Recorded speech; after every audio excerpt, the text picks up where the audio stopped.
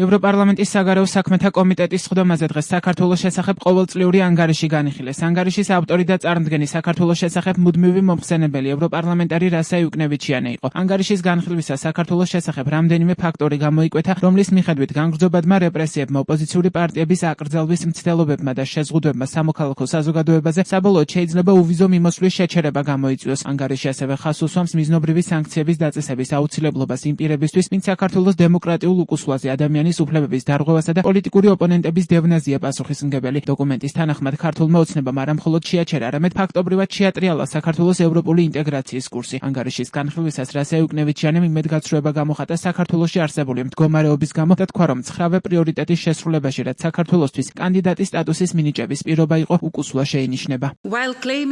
მიუხედავად მტკიცებისა, რომ ევროკავშირში ინტეგრაცია რჩებათ სტრატეგიულ მიზნად, მაღალჩინოსნები და მთავრობასთან აფილირებული მედია აწარმოებენ სისტემატურ ანტიევროკავშირის კამპანიას, რომელიც აგებულია დეზინფორმაციასა და შეთქმულების თეორიებზე. ანგარიში ხაზს უსვამს მიზნობრივი სანქციების მნიშვნელობას მათ წინააღმდეგ, ვინც პასუხისმგებელია დემოკრატიულ უკუსვლაზე, საარჩევნო გაყალბებაზე, ადამიანის უფლებების დარღვევასა და პოლიტიკური ოპონენტების დევნაზე, მათ შორის ბიძინა ივანიშვილისა და სხვა საკვანძო თანამდებობის პირების წინააღმდეგ. წუხვა, რომ უფრო დიდმა წევრმა სახელმწიფოებმა ვერ შეძლეს სანქციების მიღება უფრო ადრე. ეს იყო უმძიმესი შეცდომა. ჩვენ უნდა ვიყოთ თვითკრიტიკულები. ევროკავშირმა ვერ შეასრულა თავისი როლი მაშინ, როცა ეს მნიშვნელოვანი იყო. ანგარიში გვაფრთხილებს, რომ განგრძობადმა რეპრესიებმა, ოპოზიციური პარტიების აკრძალვის მცდელობებმა და შეზღუდვებმა სამოქალაქო საზოგადოებაზე საბოლოოდ შეიძლება გამოიწვიოს უვიზო მიმოსვლის შეჩერება, რაზეც მმართველი ხელისუფლება სრულ პასუხისმგებლობას ატარებს.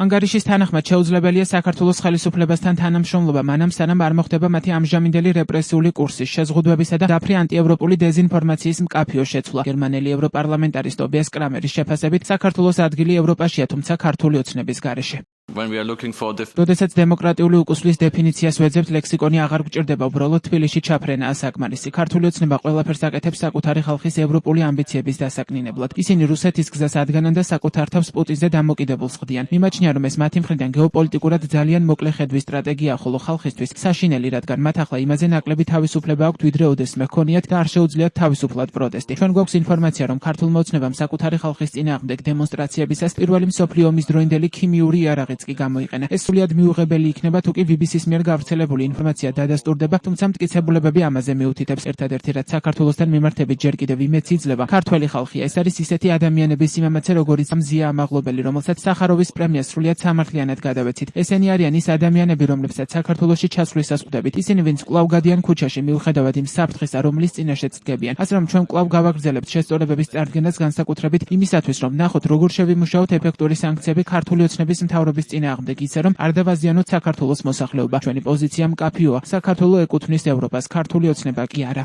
სხდომაზე ანგარიშის განხილვისას მოწოდება ქართული ოპოზიციის მიმართაც გაჟღერდა. ევროპარლამენტარი ნაჩო სანჩეს ამორი მიიჩნევს, რომ მიუხედავად რთული პოლიტიკური მდგომარეობისა, ოპოზიციურმა ძალებმა უნდა შეძლონ და დემოკრატიის გადასარჩენად საერთო შეთავაზება გააკეთონ.